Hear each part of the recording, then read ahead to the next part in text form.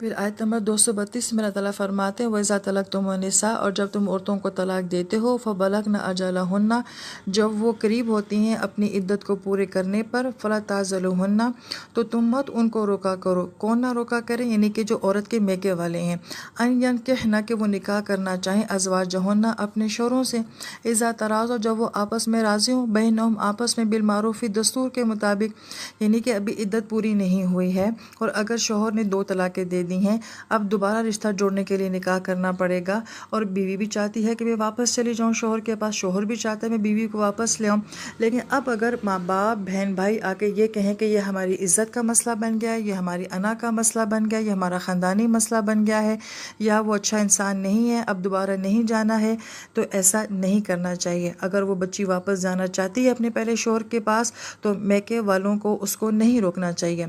ذالک یوعظ بہ، اللہ تعالیٰ اس بات کا تمہیں واعظ کرتے ہیں، من کان منکم یؤمن باللہ، جو کوئی تم میں سے اللہ کے اوپر ایمان رکھتا ہے، والیوم الآخر، اور آخرت کے اوپر ایمان رکھتا ہے۔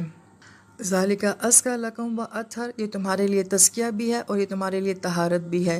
ازکی کا لفظ جو ہوتا ہے وہ عموماً باطنی تزکیے کے لیے آتا ہے، اور طہارت کا لفظ جو ہے وہ ظاہری صفائی کے لیے آتا ہے، یعنی کہ رشتوں کا واپس جوڑنا جو ہے یہ باطن کے لیے بھی اور ظاہری دنیا دونوں کے لیے پاک صاف زندگی گزارنے کے لیے بہت ضروری ہے۔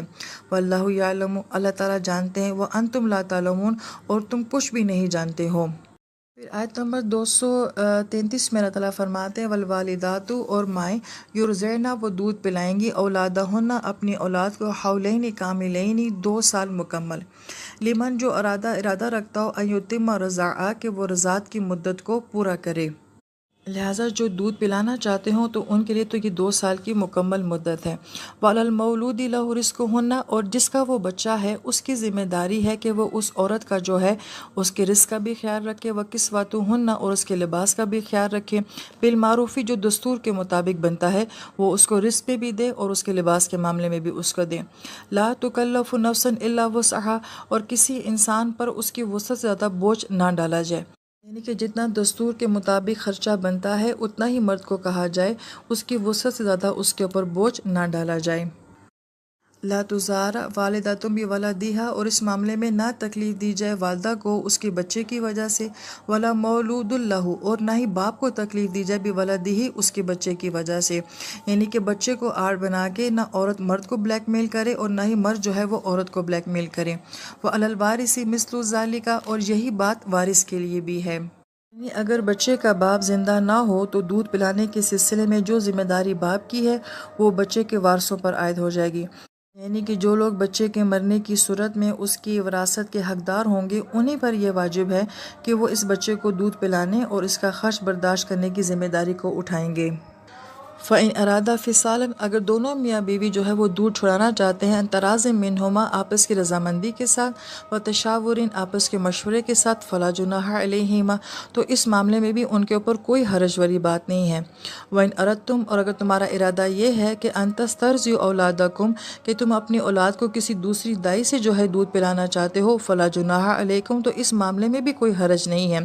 اِذَا سَلَّمْتُمْ، جب تم ادا کر دو، مَا آتَيْتُمْ، جو تم نے ان کو دینا ہے، بالمعروف، دستور کے مطابق، یعنی کہ اس سے جو طے ہوا ہے کہ اتنے پیسوں کے عوض تم دودھ پلاؤ گی ہمارے بچے کو، تو اس کو اتنا اس کے سپرد کر دینا چاہیے۔ واتقوا اللہ، اور اس معاملے میں ڈرو اللہ تعالیٰ کی ذات سے۔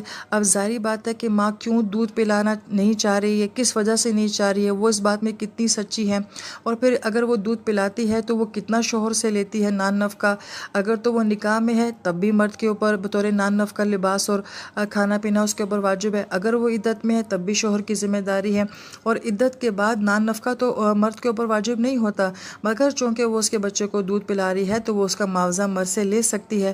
اب عورت کتنا لے گی، مرد کتنا دے گا، پھر لینے دینے کا طریقہ کیسا ہوگا، ان معاملات میں بہت زیادہ ہماری دنیا میں ہیر پھیر چلتا ہے۔ پھر تقویٰ والی بات آگی، ڈرو اللہ تعالیٰ سے کہ اللہ تعالیٰ ان تمام معاملات کو دیکھ رہے ہیں کہ کون کس سے کیسی ڈیمانڈ کر رہا ہے اور کیسے ان سارے معاملات کو حل کر رہا ہے۔ وَاعْلَمُوا، اور جان لو، ان اللہ بما تعملون بصیر، کہ جو کچھ تم کرتے ہو اللہ تعالیٰ کی ذات اس کو دیکھ رہی ہے۔ سورہ بقرہ کی آیت نمبر 234 ہے، اللہ تعالیٰ فرماتے ہیں وَالَّذِينَ، اور وہ یتوفون، کہ فوت ہو جاتے ہیں، منکم، تم میں سے، جن کے شوہر यतवफ़ा का लफ्ज़ जो है वफ़ा से है। वफ़ा का मतलब होता है किसी चीज़ का पूरा पूरा ले लेना, और इसी से लफ्ज़ जो है वो वफ़ा भी है कि हम सामने वाले से पूरी पूरी वफ़ादारी चाहते हैं। और फ़ौत लफ्ज़ भी इसी से है, क्योंकि जब इंसान फ़ौत होता है तो उसकी मुकम्मल रूह जो है वो उसके जिस्म से ले ली जाती है।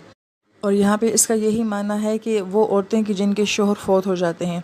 और यज़रून अज़वाजन, और वो छोड़ देते हैं अपनी बीवियों को।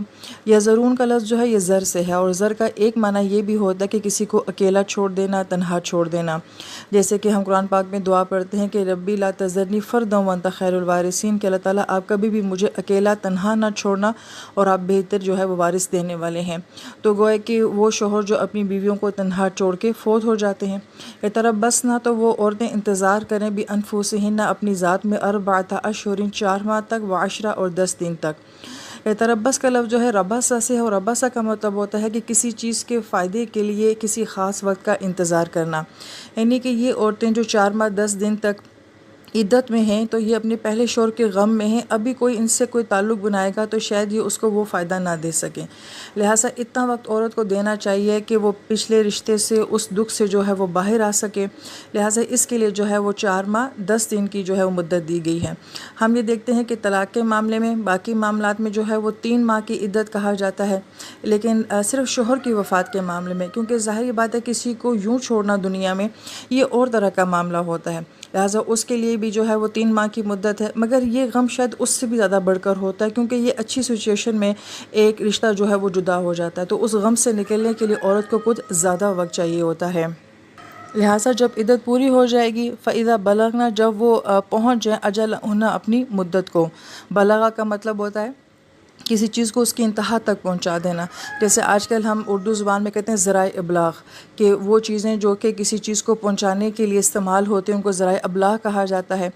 तो गोया किसी चीज़ को अपनी इंतहा तक पहुंचा देना, यानी कि इद्दत को अच्छे तरीके से मुकम्मल करना। ये भी अल्लाह ताला के हुक्मों में से एक हुक्म है, इसमें कमी बेशी नहीं करनी चाहिए। फिर फरमाया कि फ़ला जुनाह अलैकुम, तो फिर तुम्हारे ऊपर कोई गुनाह नहीं है। अब यहाँ पर अलैकुम जो लफ्ज़ है, इसमें कुम ज़मीर जमा मुज़क्कर की आ रही है, यानी कि तुम्हारे ऊपर कोई गुनाह नहीं है। तो इसमें औरत के मैके वाले भी आ जाते हैं, ससुराल वाले भी आ जाते हैं। ससुराल वाले ये नहीं कह सकते कि हमारी बेटी की अमानत है, अभी हमारे ख़ानदान का हिस्सा बन गया है, कि अभी किसी और से निकाह नहीं कर सकती है। और ना ही उस औरत के जो है मैके वाले ये बात कह सकते हैं कि ये आगे अब कोई दूसरा रिश्ता नहीं करेगी। लिहाजा इस मामले में कहा गया कि कोई गुनाह की बात नहीं है। फ़ी मा फ़अलना, कि जो कुछ भी वो औरतें करती हैं, फ़ी अनफुसिहिन्ना, अपनी ज़ात का फ़ैसला, बिलमारूफ़ी, दस्तूर के मुताबिक। हाँ, बस वो होना दस्तूर के मुताबिक चाहिए, मारूफ़ अंदाज़ जो हमारे माशरे का है, शरीयत के मुताबिक है, वो बस होना चाहिए। वल्लाहु बिमा तामलूना, और अल्लाह ताला जो कुछ भी तुम करते हैं ख़बीर, उससे बाखबर हैं। अब यहाँ पे जो ख़बीर का लफ्ज़ है ये ख़बरा से है, और ख़बर जैसे कि हमारी उर्दू ज़ुबान में भी ख़बर होती है, ऐसी बात कि जो जिसकी तस्दीक की जाए, जिसके मामले में आपको कोई तजर्बा हासिल हो, जो आपकी केस हिस्ट्री को जानता हो, उससे जो बात आपको मालूम होती है उसको ख़बर कहा जाता है।